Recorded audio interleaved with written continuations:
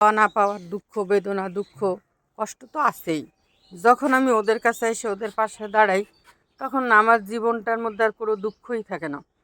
জানেন, আমি জবা ফুল দেখলে আমার কী পরিমাণ মানে মনের মধ্যে পেইন হয়, আমি বইলে বোঝাইতে পারবো না।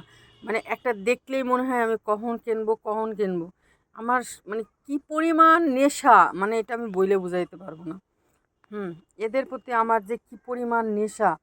এই একই সেম গাছ দেখেন, ওই জায়গায় আবার জবা ফুল গাছ তলায় এই যে খাট পাতায় থুইছি, যদি কেউ আসে এই জায়গা বাসর ঘর করতে চায় জবা গাছ তলায় করতে পারে, আমি সব ব্যবস্থা করে দিতে পারি।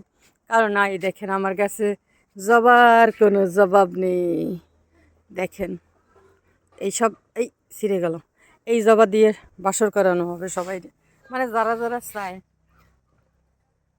এই দেখেন কত সুন্দর ব্যাপারটা, সেই না বলেন? সবার দাওয়াত থাকলো আমার জবা গাছ তলায় আসার জন্য।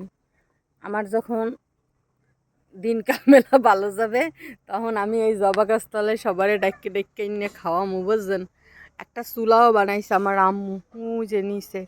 আর দেখেন দুইটা হাঁস আছে, ওই দেখেন আরও দুইটা হাঁস কিনতে চাই, শীতকাল চলে যাবে তারপরে। তো যাই হোক, এই যে আমার জবা গাছগুলোর ইদানিং স্বাস্থ্য শরীর খুব একটা ভালো নাই। কারণ হচ্ছে কি জানেন, আজকে আবার এই যে বাগুন গাছ লাগাবো, মানে বেগুন গাছ। হ্যাঁ, এই বেগুন গাছগুলো কিনে আনছিলাম অনেক দিন হয়েছে, কিন্তু লাগানোর টাইম পাইতেছি না। আমার জবা গাছগুলো ভালো নেই।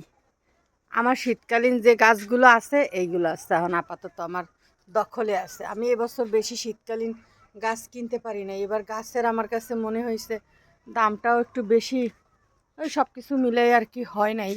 কিন্তু কয়েকটা গাছ কেনার অনেক শখ ছিল, তাই এই কয়টা গাছ কিনছি। কিন্তু মজার কথা হইতেছে কি জানেন, এনে একটা গাছ মানে একটা এই গাছটা হচ্ছে মাম্মামের, আর এই গাছটা হচ্ছে লামিয়ার, আর ওই গাছটা আমার, আর এইগুলা সব আমার। ওরা দুজনে ওই দুইটা গাছ কিনছে। ওরা কিনছে কিন্তু ওরা তো আর নিয়ে যায় না, ওরা তো আমার কাছেই রাখছে। আর এই যে দেখেন, তিনি তো মাশাল্লাহ বললেন সবাই একটু ওনাকে দেখে, কিন্তু বিষয় হচ্ছে আমি ওনাকে কিভাবে খাবো, মানে এটা তো আমার পক্ষে সম্ভব না। হয়তো লামিয়া খাবে, আমি ভিডিও করব। যাই হোক, অনেক কথা বললাম। সবাই ভালো থাকেন, সুস্থ থাকেন। আপনাদের সাথে একটা সুন্দর আবার ছোট্ট বাগানের ভিডিওটা শেয়ার করলাম। মানে কি বলবো, আরও ওই পাশে অনেক গাছ আছে, ওই দেখেন নিচের থেকে দেখেন। আমার কিন্তু এই যে লাউ গাছের লাউ রেডি হইতেছে। হ্যাঁ, আপনারা লাউ খাইতে চাইলে চলে আসতে পারেন। আর এর মধ্যে সব কই মাছ, মানে মাছের সরবরাহ সব এগুলোর ভিতরে।